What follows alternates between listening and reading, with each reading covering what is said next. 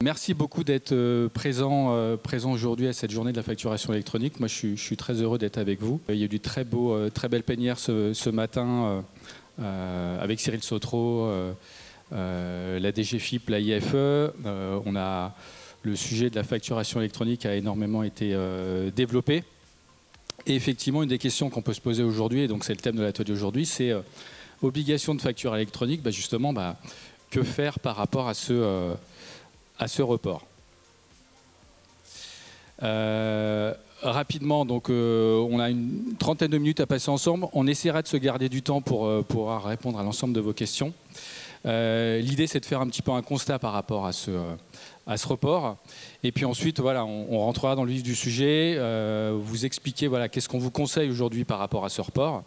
Et puis on fera un petit focus sur des cas d'usage qu'on retrouve régulièrement, de types d'entreprises aujourd'hui qui vont être impactées par cette réforme de la facturation électronique.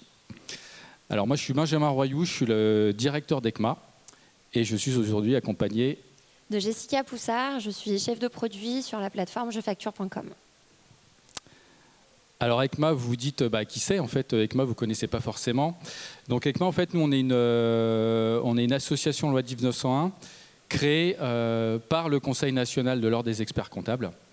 Et on a un objectif, donc c'est d'accompagner en priorité voilà, les experts comptables et derrière l'ensemble de leurs clients. Donc on l'évoquait ce matin, aujourd'hui les experts comptables c'est à peu près 20 000 personnes aujourd'hui en France qui aujourd'hui travaillent et accompagnent au quotidien plus de 3 millions d'entreprises. Donc nous on est là pour les accompagner dans leur digitalisation et donc de facto accompagner leurs clients qui sont essentiellement des toutes petites entreprises. On propose un certain nombre de solutions.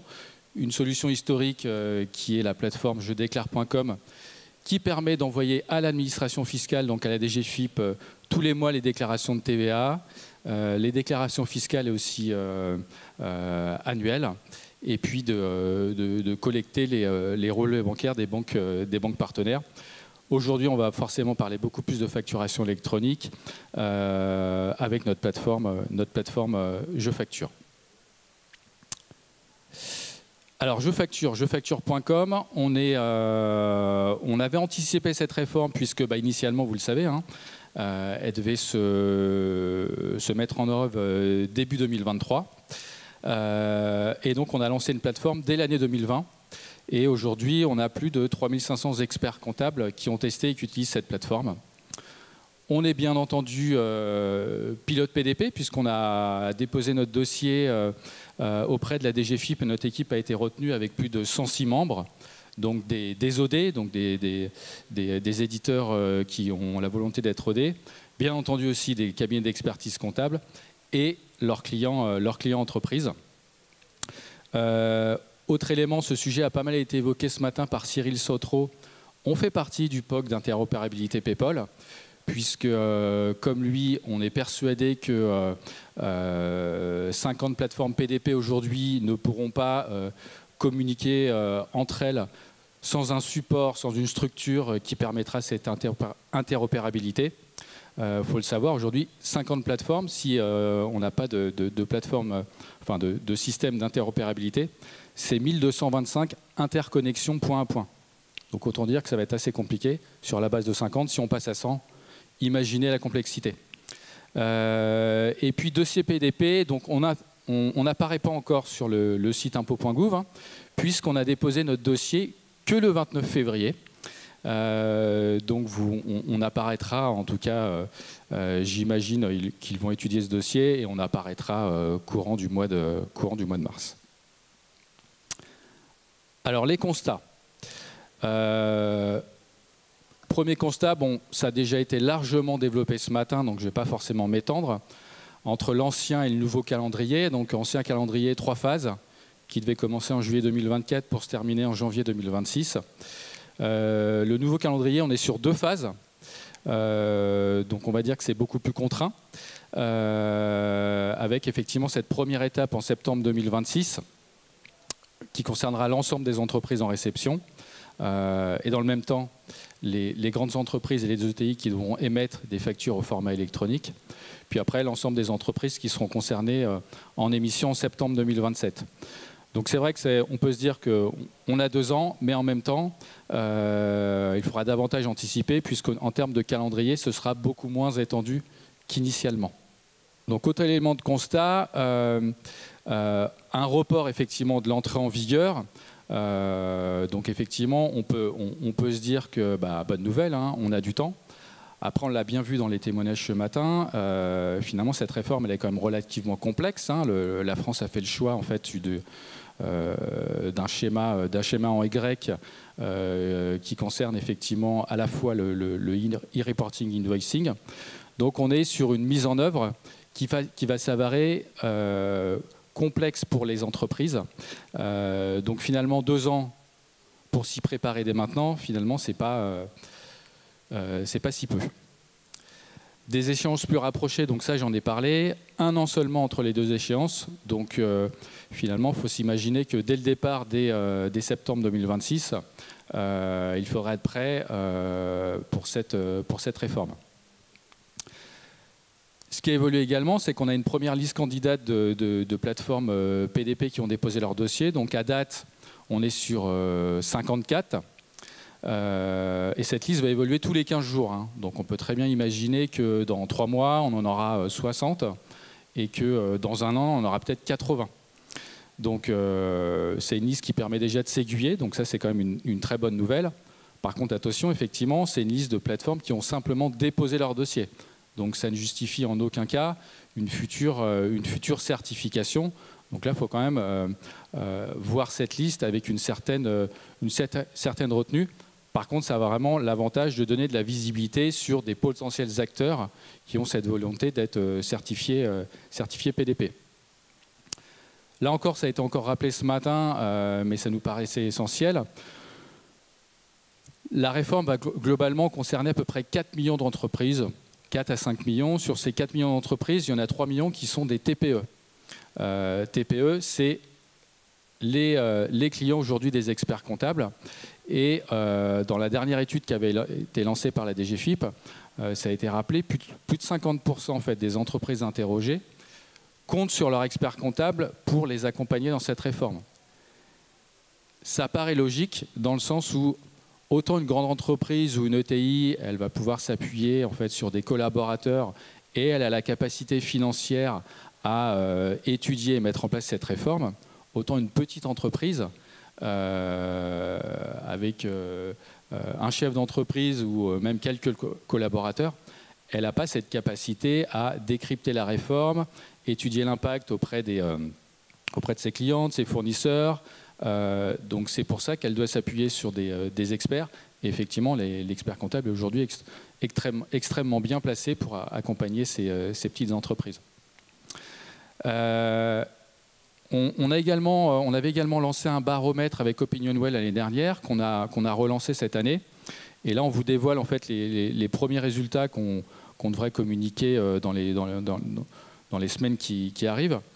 Aujourd'hui, on a quasiment les 3/4 des entreprises interrogées qui ont déjà entendu parler de la réforme. Donc ça, c'est quand même une excellente nouvelle. C'est-à-dire que la plupart des entreprises aujourd'hui ont déjà entendu parler de cette réforme. Et on va la compléter avec quelques chiffres sur le slide d'après. L'autre élément, l'autre constat qu'on a pu faire, c'est que 52% des entreprises sont en cours de déploiement de leur plan d'action, voire pour certaines opérationnelles. Donc là encore, c'est une très très bonne nouvelle. Une entreprise sur 2 a déjà commencé à mettre en œuvre ou s'interroge déjà sur la mise en œuvre de cette réforme de la facturation électronique. Et c'est plus 21 points par rapport à notre enquête sur la vague de juillet 2023.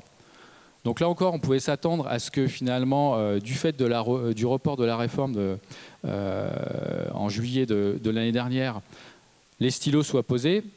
En fait, il y a une phase de latence, mais globalement, on peut se rendre compte que les entreprises continuent à avancer sur le sujet. Donc ça, c'est quand même une très bonne nouvelle, puisque comme ça a été dit ce matin, les entreprises qui vont commencer 3 mois avant, si elles sautent trop, leur souhaiter bon courage. Et effectivement, ça risque d'être extrêmement compliqué. Donc ne surtout pas poser le stylo. Et puis, cet effet d'annonce de report a eu l'effet qu'aujourd'hui, 21% des entreprises ont accru leur confiance dans la mise en œuvre de cette réforme. Je dirais qu'il y a deux choses. Il y a le report de la réforme et puis il y a le fait d'en entendre parler régulièrement qui fait que bon, ben voilà, elle commence à travailler sur ce sujet et se rendre compte que bon, finalement bon, c'est complexe, mais ce n'est pas impossible et qu'en prenant le temps et en étudiant le sujet, elles allaient y arriver. Dernier point de constat, donc parmi les entreprises ayant déjà enclenché la mise en place de la facturation électronique au sein de leur structure, 35% ont mis en pause l'avancement du projet, ont rajusté leur planning initial, ce qui est tout à fait logique, et 20% ont planifié des sessions de formation supplémentaires. Donc là encore, ça témoigne effectivement de leur volonté de ne pas poser le stylo et de continuer à avancer sur cette mise en œuvre de la réforme de la facturation électronique. Donc voilà globalement pour les constats qu'on voulait vous partager. Donc c'est bien de faire des constats. Après, ce qui est important, c'est de savoir quoi en faire et quels conseils, quelles recommandations on pourrait vous proposer. Donc là, je laisse la parole à Jessica. Merci. Donc au niveau des conseils, on va en développer certains. On a fait 4 grandes parties. Mais le conseil principal, c'est d'établir un plan d'action pour bien déployer la facturation électronique au sein de votre entreprise. Donc, la première étape de ce plan d'action, c'est s'informer. Donc, vous avez différents moyens de vous informer. Si vous êtes là aujourd'hui, d'ailleurs, c'est un des premiers moyens de vous informer. Donc, vous pouvez le faire via la FNFE, via la DGFiP. Si jamais vous avez envie de lire le très grand dossier des spécifications externes de la facturation électronique, vous pouvez également le faire puisqu'il est disponible sur le site impôts.gouv. Donc vous avez différents endroits où vous pouvez trouver les informations. Vous pouvez vous renseigner auprès des futurs acteurs PDP qui organisent un certain nombre de conférences, webinaires, etc.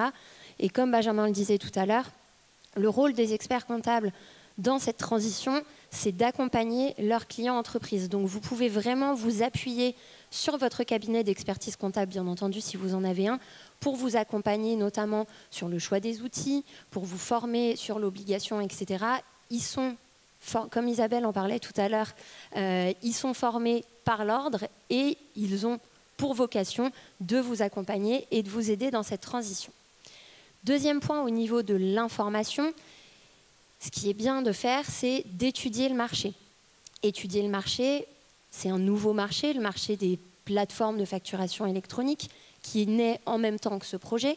Et donc, du coup, vous allez voir, enfin, vous voyez déjà aujourd'hui un certain nombre d'acteurs qui candidatent pour devenir des PDP. Donc, c'est important pour vous de choisir les bons outils et donc de vous informer sur qui va faire quoi. Donc, ce qu'on vous préconise de faire, c'est de faire un tableau avec, pour vous, les fonctionnalités qui sont primordiales dans le choix de cette PDP. Donc là, on a fait une liste qui n'est pas exhaustive, bien entendu, vous l'adaptez en fonction des besoins de votre entreprise. Vous faites donc une liste de fonctionnalités et vous étudiez si vous avez repéré, je ne sais pas, 3, 4, 5 PDP qui pourraient vous intéresser. Et vous faites des coches en fonction de est-ce que ma PDP 1 propose cette fonctionnalité, oui, non. Et du coup, ça vous aidera à choisir la plateforme qui sera la plus adaptée à votre entreprise. Donc ça, c'était pour la partie information. Ça, c'est un élément important, effectivement, parce que bon, on voit bien, on a un peu l'impression que c'est entre guillemets une jungle. Hein. Aujourd'hui, on a 54 plateformes. Un certain nombre d'experts disent qu'on va aboutir à 100 plateformes. C'est compliqué de faire des choix, hein, très honnêtement. Hein. Donc, vous n'allez pas pouvoir étudier les 100 plateformes. Par contre, voilà, ce qui nous semble vraiment très pragmatique, c'est effectivement de faire une liste de vos besoins qui se traduit derrière en termes de fonctionnalités et d'identifier les 4-5 plateformes qui vous semblent intéressantes pour finalement un petit peu faire votre scoring et choisir, faire votre marché finalement et choisir la plateforme qui correspondra le mieux effectivement à vos usages et à vos besoins. Deuxième point du coup de ce plan d'action, c'est l'organisation. Vous pouvez, alors pareil, c'est des préconisations qu'on vous donne, bien entendu, et on peut faire une liste beaucoup plus longue de préconisations. Mais là, du coup, on va vous parler de 3 points spécifiques. Premier point, cartographier vos process de facturation, que ce soit la gestion de vos factures de vente ou la gestion de vos factures d'achat. Au niveau des cartographies, pour donner un exemple sur vos fournisseurs, vous pouvez lister vos fournisseurs. En face de chaque fournisseur, cocher si oui ou non il va être concerné par l'obligation. Si oui, à partir de quelle date, pour que vous puissiez avoir une vision de à partir de quelle date vos fournisseurs vont vous envoyer des factures au format électronique. Ça, toujours, je vais faire beaucoup de parallèles avec l'ordre, mais l'ordre met à disposition des experts comptables un certain nombre d'outils, notamment de cartographie, puisque cette cartographie, je l'ai prise chez Isabelle. Donc, pour que les experts comptables puissent vous aider, vous, entreprise, à faire vos cartographies et à identifier un petit peu comment vous allez fonctionner. Deuxième point, listez les outils métiers que vous utilisez pour gérer votre facturation, puisqu'il va falloir vous assurer de leur bonne conformité. Si actuellement, vous n'utilisez pas de logiciel de facturation, vous allez devoir y passer, ou alors vous allez devoir faire le choix d'une plateforme qui vous permettra de créer vos factures directement depuis votre plateforme. Donc ça, c'est des choses qu'il va falloir réfléchir et anticiper. Si vous utilisez déjà un logiciel de facturation, il va falloir vous rapprocher de votre éditeur de facturation pour voir s'il va être conforme à l'obligation. Puisque, comme vous le savez très certainement, terminer les factures papier, terminer les factures envoyées par PDF, par mail, il faudra que les factures respectent ce que l'on appelle l'un des 3 formats du socle, donc un format UBL, C2I ou Facture X. Donc ça, c'est pareil, c'est des choses qui s'anticipent, des questions qui se posent en interne et également auprès de votre éditeur. Dernier point, ça va constamment reboucler, mais c'est important, choisir la plateforme qui sera adaptée au fonctionnement de votre entreprise et donc également à vos outils internes. On parlait là de votre outil de facturation. Il est important de se poser la question de est-ce que votre outil de facturation pourra envoyer facilement les factures à votre plateforme, puisque ce sera le rôle de votre plateforme de transmettre les factures à votre client. Donc c'est des questions hyper importantes et très structurantes à vous poser. Donc en résumé, vous le voyez, en termes d'organisation, il y a à la fois effectivement votre organisation SI, votre système d'information, la connexion de vos logiciels actuels de caisse, de facturation ou autres avec la future plateforme que vous allez choisir. Et puis des questions effectivement à vous poser au niveau de vos clients et de vos fournisseurs. Si je reprends l'exemple des fournisseurs, vous aurez sans doute 3 catégories de fournisseurs. Les fournisseurs assujettis français type grand facturier qui seront soumis à l'obligation dès le 1er septembre 2026. Des petits fournisseurs qui seront concernés un an plus tard. Et pourquoi pas des fournisseurs étrangers qui ne seront pas concernés, mais pour lesquels vous allez devoir également collecter les factures. Donc ça, c'est des questions qu'il faut vous poser dès maintenant pour ensuite organiser effectivement vos processus et adapter votre système d'information. Et du coup, maintenant, les 2 derniers grands points de ce plan d'action, c'est la formation et la communication. La formation, parce qu'il va falloir former les équipes en interne au sein de vos entreprises qui vont devoir manipuler soit la future plateforme, soit accompagner des personnes en interne, etc. En tout cas, il est hyper important que toutes les personnes, que ce soit au sein de votre cabinet d'expertise comptable, si vous êtes un cabinet d'expertise comptable, ou au sein de votre entreprise, si un cabinet d'expertise comptable est une entreprise, en tout cas, il faut que toutes les personnes qui vont avoir un lien avec cette obligation soient formées, comprennent les enjeux, comprennent ce que ça va changer et du coup comprennent les nouveaux outils. Je reboucle également avec ce qu'on disait tout à l'heure, mais il faut profiter de l'accompagnement qui est proposé par certains acteurs du marché, donc notamment les futurs PDP. Nous, typiquement, avec jefacture.com, on organise un certain nombre de webinaires pour former les entreprises. On intervient auprès des cabinets d'expertise comptable. On peut même intervenir directement auprès de leurs clients, que ce soit pour informer sur l'obligation ou même pour aider dans le déploiement de la plateforme.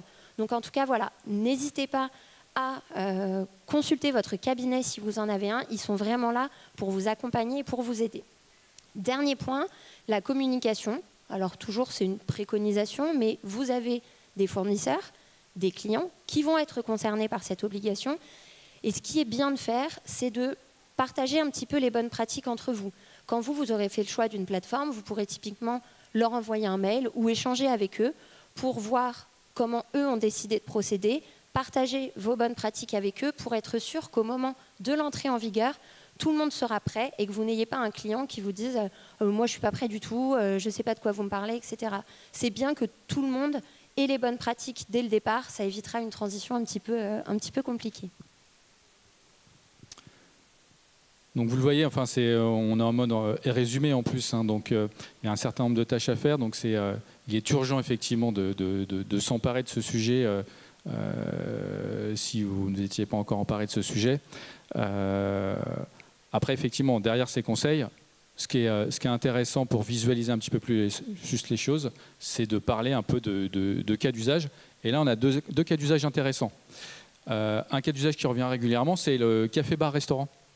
Tout à fait. Donc, café-bar-restaurant, c'est vrai qu'on a souvent la question de comment les choses vont se passer. Donc là, on va découper en deux parties.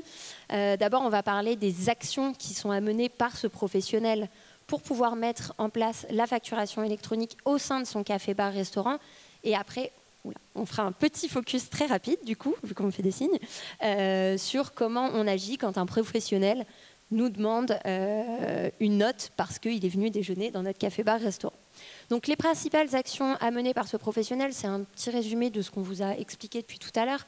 Donc réaliser une cartographie de ses fournisseurs, communiquer auprès de ses fournisseurs pour s'assurer qu'ils seront prêts et qu'ils lui enverront des factures qui seront conformes à l'obligation, vérifier l'interopérabilité entre son logiciel de caisse et la PDP qu'il aura sélectionnée, puisqu'il a des transactions B2B qui seront rares, mais également beaucoup de transactions B2C.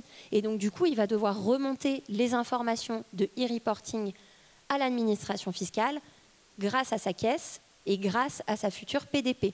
Donc, il est hyper important de vérifier que son logiciel de caisse permettra d'envoyer les informations quotidiennement à sa PDP pour qu'il n'ait pas de saisie manuelle à faire. L'objectif, ce n'est pas de le surcharger de travail, c'est justement de le décharger de toutes ces nouvelles obligations. Quatrième point, former les salariés qui seront confrontés à l'utilisation de la PDP. Donc là, c'est l'exemple dont on parlait tout à l'heure. Moi, je gère un café-bar-restaurant et Benjamin vient déjeuner dans mon café-bar-restaurant avec un de ses collaborateurs. Il l'invite à déjeuner parce qu'il est hyper sympa. Et du coup, au moment de payer, il signifie qu'il est professionnel et du coup, il demande à ce que la facture soit envoyée sur la PDP de son entreprise. Donc, comment ça va se passer? Il va devoir, donc, premier point, dire qu'il est professionnel. Deuxième point, donner les informations d'identification de son entreprise, donc notamment le numéro de sirène, pour que mon café-bar-restaurant puisse lui envoyer la facture sur la PDP de son entreprise. Donc ça va demander au serveur de mon café-bar-restaurant de maîtriser la plateforme pour pouvoir réaliser cette action. En parallèle, Benjamin a payé avec sa carte bleue personnelle, donc il va devoir se faire rembourser par son entreprise. Donc il va quand même devoir nous demander un ticket de caisse ou une facture qu'il va pouvoir transmettre à son entreprise pour pouvoir se faire rembourser. Donc il y aura bien les deux aspects dans ce cadre-là. Et dernier point, définir les modalités de partage d'informations avec son expert comptable, puisque un café-bar-restaurant en général, c'est une TPE, donc il est accompagné par un expert comptable. L'objectif, grâce à cette obligation de facturation électronique, c'est que l'expert comptable, il arrête de courir après les factures papier à gauche, à droite, et qu'il puisse récupérer en automatique les factures de ses clients. Donc c'est important d'échanger également sur ce point au moment où vous choisissez votre plateforme pour vérifier que ça va un petit peu simplifier le travail de tout le monde, le vôtre en tant qu'entreprise, mais également celui de votre expert comptable. Donc vous le voyez, hein, sur ce simple exemple, café-hôtel-restaurant, on se dit, bon bah voilà, il va relier son logiciel de caisse, il choisit une plateforme, le tour est joué. Bah non, en fait, au quotidien, les serveurs, hein, ils vont devoir être informés, et c'est ce qui s'est passé en Italie, ça va être des nouvelles habitudes à prendre, de demander effectivement à la personne son numéro de sirène si c'est un professionnel, pour pouvoir ensuite l'enregistrer et que la facture soit envoyée de plateforme à plateforme. Et donc ça, c'est pas neutre en fait, hein. Et donc ça se fera pas 2 mois avant, et ça va prendre aussi, il va y avoir des habitudes qui vont devoir être prises, mais ça impacte, il y a un gros aspect humain quand même dans cette réforme de la facturation électronique qu'il faut surtout pas négliger. Dernier exemple, du coup. Deuxième exemple, on en a avec 2, donc ça va être rapide. Ouais, ça va être très rapide. Le dernier exemple, cette fois, Benjamin, toujours, est grossiste en matériel informatique en ligne. Et du coup, dans le cadre de notre exemple, il réalise uniquement des transactions B2B. Mais dans ces transactions B2B, il peut avoir des transactions B2B avec des fournisseurs et des clients qui sont établis en France, mais également des fournisseurs ou des clients qui sont établis à l'étranger. Et donc, dans ce cas-là, il sera assujetti à 2 obligations bien distinctes. Donc, il va devoir réaliser une cartographie de ses fournisseurs en France et à l'étranger, puisque pour ceux qui sont en France, il sera assujetti au invoicing, mais pour ceux qui sont à l'étranger, il sera assujetti au e-reporting. Même chose pour ses clients, deux cartographies bien distinctes entre ceux qui sont établis en France, ceux qui sont établis à l'étranger. Vous avez beaucoup entendu parler de PayPal aujourd'hui, etc. Typiquement, pour les fournisseurs étrangers, il pourra, s'il le souhaite, transmettre ses factures via PayPal, puisque PayPal, c'est un réseau qui est mondial, bon, plus spécifiquement européen, mais il y a 300 points d'accès PayPal dans le monde, dont 200 en Europe. Donc quand vous avez un fournisseur ou un client qui est à l'étranger, vous pourrez très bien, grâce à votre PDP, envoyer les informations directement via PayPal à votre client ou fournisseur d'ailleurs qui serait à l'étranger. Toujours le point de communication auprès des clients et fournisseurs pour s'assurer que tout le monde sera prêt au moment de l'entrée en vigueur. Cette fois, vérifier l'interopérabilité entre le logiciel de facturation de l'entreprise de Benjamin et la PDP qu'il aura sélectionnée pour vérifier que les factures seront bien transmises en automatique et qu'il n'aura pas besoin de le faire manuellement pour gagner du temps. Former ses salariés, si jamais il a des salariés qui vont devoir toucher à cette PDP pour qu'ils voient un petit peu comment ça fonctionne et qu'ils ne soient pas perdus. Et dernier point, toujours très important, définir les modalités de partage d'informations avec son expert comptable.